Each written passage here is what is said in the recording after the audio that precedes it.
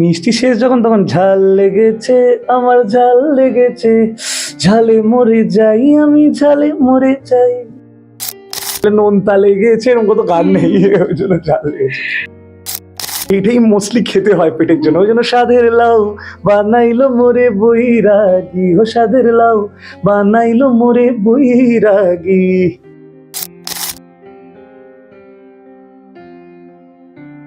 নমস্কার, শুভ সন্ধ্যা সকলকে। আর প্রথমেই শুভ নববর্ষ। নিউজ পোল বাংলায় আপনাদের সকলকে স্বাগত। আর আজকের এই সুন্দর সন্ধ্যাটাকে আরো সুরেলা এবং সুন্দর করতে আমার সাথে রয়েছেন রিক্তা। রিক্তা, শুভ নববর্ষ। শুভ নববর্ষ, শুভ নববর্ষ সকলকে, এবং তোকে অনেক শুভ নববর্ষ। দাদা, এত সুন্দর একটা মিউজিশিয়ান, এত সুন্দর একজন গায়ক আমার পাশে রয়েছেন, এবং এই সন্ধ্যাটা একটা গান ছাড়া শুরু করতে পারবো না। কিন্তু প্রথমেই তোমার একটা গান শুনতে চাই। আচ্ছা আচ্ছা, প্রথমেই যেটা বলবো সেটা হচ্ছে পয়লা বৈশাখের অনেক অনেক শুভেচ্ছা জানাই যারা যারা রয়েছেন, যারা যারা দেখছেন, এবং পয়লা বৈশাখ সুন্দরভাবে কাটুক, নিজের পছন্দের খাবার খেয়ে কাটুক, সুন্দর করে কাটুক সবার জন্য। তো কি গান শোনাবো বল? যা ইচ্ছে, নববর্ষ বললে তোমার মনে, তোমার মাথায় যে গানটা আসে সেটাই। হ্যাঁ, তাহলে আহা কি আনন্দ আকাশে বাতাসে, শাখে শাখে পাখি ডাকে, কত শোভা চারিপাশে, শাখে শাখে পাখি ডাকে, কত শোভা চারিপাশে, আহা কি আনন্দ আকাশে বাতাসে। সত্যি সত্যি চারিদিকে যেন এই নতুন বর্ষে আনন্দ ছড়িয়ে পড়ুক। আর দাদা, শুরুতেই বললে যে খাওয়া দাওয়াটা খুব ইম্পর্টেন্ট, তো তোমার বাড়িতে নববর্ষ স্পেশাল কি কোনো মেনু থাকে প্রত্যেক বছর? অ্যাকচুয়ালি বিষয়টা হচ্ছে অনেক কিছু খেতে পারি না, অনেক কিছু রেস্ট্রিকশন রয়েছে আর কি। কারণ আমি মানে ছোটোর থেকেই একটু ভুগি আর কি বিভিন্ন জিনিস, অনেক ছোটো বয়স থেকেই। তো খেতে তো খুবই ভালোবাসি, বাঙালি হিসেবে খেতে তো খুবই প্রচণ্ড ভালোবাসি। তো মাংসটা তো থাকতেই হবে আর কি। এখন সেটা হয়তো কষা থেকে স্টুতে পরিণত হয়েছে, বা 4 পিসটা 2 পিসে পরিণত হয়েছে, কিন্তু মাংসটা মাস্ট থাকা।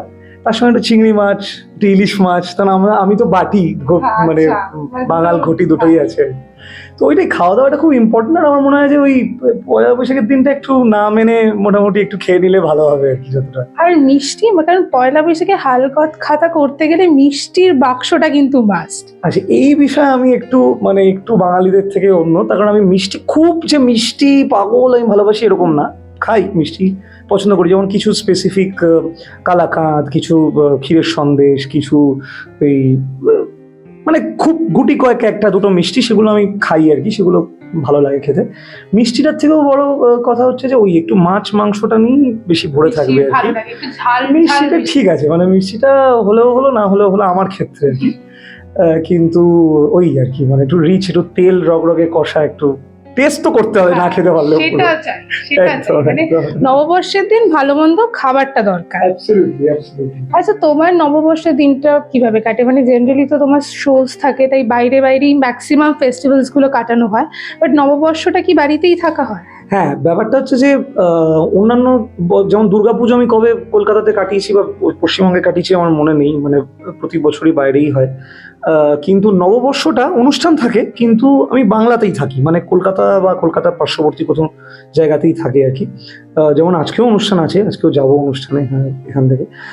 তো একটু রাত্রির করে অনুষ্ঠান শুরু হবে। তো অনুষ্ঠানটা তো একটা আমাদের জীবনের অঙ্গ, এবং আমাদের কাছে আমরা লুক ফরওয়ার্ড করি ওটার পেছনে, যে আমাদের অনুষ্ঠানটা কত মানুষ আসবেন, তারা পয়লা বৈশাখের জন্য তারাও কিছু আয়োজন করবেন স্টেজে, যেগুলো হয়ে থাকে আর কি, সংবর্ধনার সাথে বিভিন্ন রকম গিফটস, এবং সেগুলো খুবই ভালো লাগে, অন্যরকম উপরি পাওনা। এবং গিফটস তো আমাদের জাস্ট বলার মতন, আসল তো মানুষের ভালোবাসাটাই সেটাই।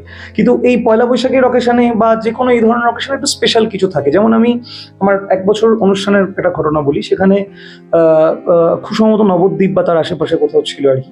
সেখানে আমরা ভাঁড়ে করে মিষ্টি, দই, এগুলো সব স্টেজে সংবর্ধনার সময় ওনারা এনেছিলেন আর কি। তো এইগুলো খুব স্পেশাল। খুব একটা মিষ্টি পছন্দ করে? হ্যাঁ, মোটামুটি বাড়িতেই চলে এসে, না আমার ব্যান্ড মেম্বার্সরা আছে, অন্যরা আছে, তারা একটু একটু টেস্ট করেছে, তারপর বাকিটা বাড়িতে এসে। আমার বাড়ির লোকেরা মিষ্টি খেতে খুব ভালোবাসে, মানে আমার মা, আমার দাদা, ওরা খুব ভালোবাসে খেতে মিষ্টি।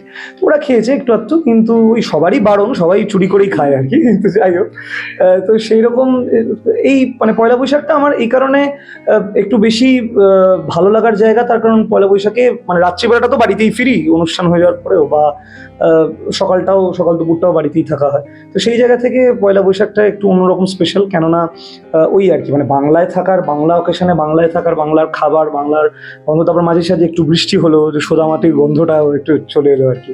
তো সব মিলিয়ে বেশ ভালোই লাগে আর কি।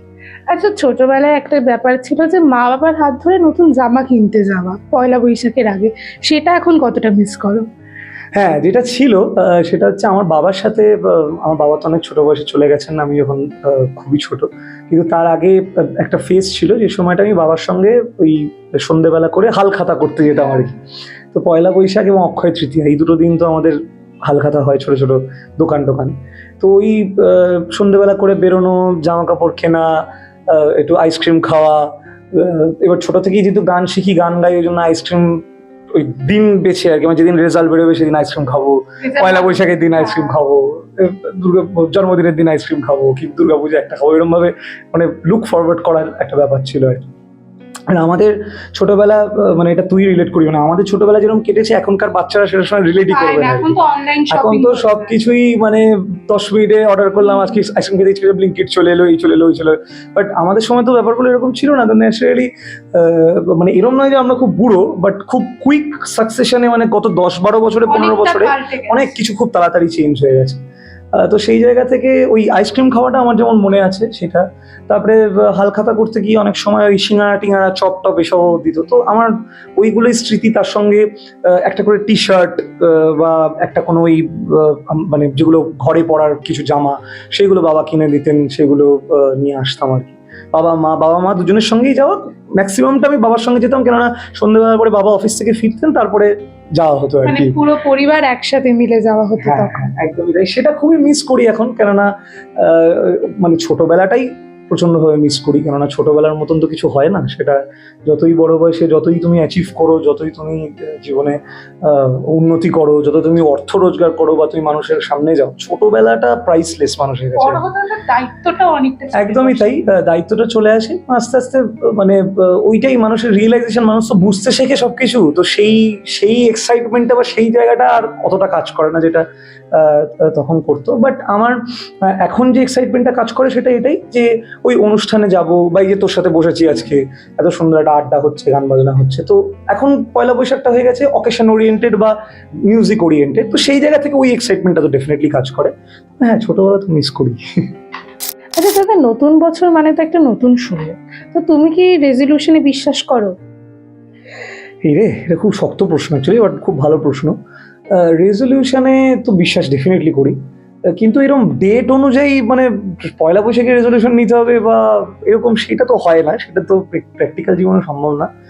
তবে এটা ঠিক যে তুই দেখবি ইনএভিটেবলি আমাদের যখন মানে জানুয়ারি মাসে 1 জানুয়ারি হয় বা পয়লা বৈশাখ হয়, সেই সময় মানে কোনো বছরের নতুন শুরুতে আমি দেখেছি যে মানুষের মোটিভেশনের জায়গাটা কিন্তু একটু অন্যরকম থাকে। সেটা আমার ক্ষেত্রেও থাকে, যে নতুন একটা বছর শুরু হচ্ছে, গত বছর এই জিনিসগুলো করিনি বা করতে পারিনি, এই বছর করতে হবে, বা এই জিনিসগুলোতে একটু পিছিয়ে ছিলাম, সেই জিনিসগুলোকে ইমপ্রুভ করতে হবে। তো সেইগুলো আমার মনে হয় যে কোনো কোনো কিছুর প্রারম্ভ যেটাকে বলে আর কি, মানে সেই প্রারম্ভ যখন হয়, তখন কিছু নতুন আশা, নতুন মোটিভেশন, নতুন কিছু প্রমিসেস নিয়েই কিন্তু সে আসে। তো রেজলিউশন ওইভাবে না বানালেও ইনডিরেক্টলি কিন্তু একটা অন্য রকমের মোটিভেশন কাজ করে যখন কোনো কিছু শুরু হয়। তো সেইটা তো পয়লা বৈশাখের ক্ষেত্রেও থাকে ডেফিনেটলি। আচ্ছা, গত বছরের এমন একটা কিছু যেটা এই বছর তুমি ফুলফিল করতে চাও? একটা স্বপ্ন আছে, সেটা কি সেটা এক্ষুনি বলতে পারবো না অন ক্যামেরা, কিন্তু সেটা অ্যাকচুয়ালি গত বছরের স্বপ্ন না, সেটা it's been quite some time আর কি, মানে প্রায় 4-5 বছর ধরে ওটা নিয়ে লড়াই করছি আর কি আমি। তো সেইটা খুব ইচ্ছে আছে এবছর করার। এবং তাছাড়া মিউজিক মানে সেটা একটা মেটেরিয়ালিস্টিক শখই, যেটা মানে দৈনন্দিন জীবনে খুব ইম্পর্টেন্ট একটা পার্ট। সেটা ছাড়া যেটা আমার প্রতি বছরই থাকে, যে আমি তো অনুষ্ঠান করি, বিভিন্ন জায়গাতে শোজ করি বা সিনেমাতেও গান গাই, বাট আমি খুব ওই ভুকা ফর অ্যাওয়ার্ডস, অ্যাওয়ার্ড ভুকা আমি ভীষণ। তো আমি এখনো পর্যন্ত কোনো অ্যাওয়ার্ড পাইনি কোনো গানের জন্য। আমি সিনেমাতেও গেয়েছি, অ্যালবামেও গেয়েছি, অনেক কিছু গেয়েছি। সো দেখা যাক, লেটস সি, যদি ফিঙ্গার্স ক্রসড, যদি নতুন বছরে যদি এরকম কিছু হয় তো আই উইল বি ভেরি আর একটা প্রশ্ন যেটা বেশ বিগত কয়েকবার আমার দাদার সাথে যখনই দেখা হয়েছে আমি জিজ্ঞেস করেছি, সেটা হচ্ছে বিয়েটা কবে করছো? নতুন বছরে কি এই সুখবরটাও পাবো? না, সেটার সম্ভাবনা তো নেই, এই মুহূর্তে তো নেই একদমই।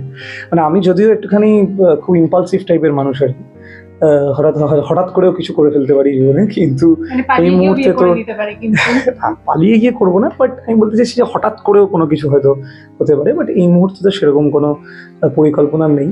তার কারণ আমার প্রিভিয়াস এক্সপিরিয়েন্সের সম্পর্কে তো সবাই জানে যারা আমাকে চেনে আর কি। তো সেটা থেকে কাটিয়ে উঠতে অনেকটা সময় লেগেছে, মানুষকে নতুন করে বিশ্বাস করা, এবং এটা একটা অন্য চ্যাপ্টার আর কি, সেটা নিয়ে কথা বলতে গেলে অনেক লম্বা হয়ে যাবে।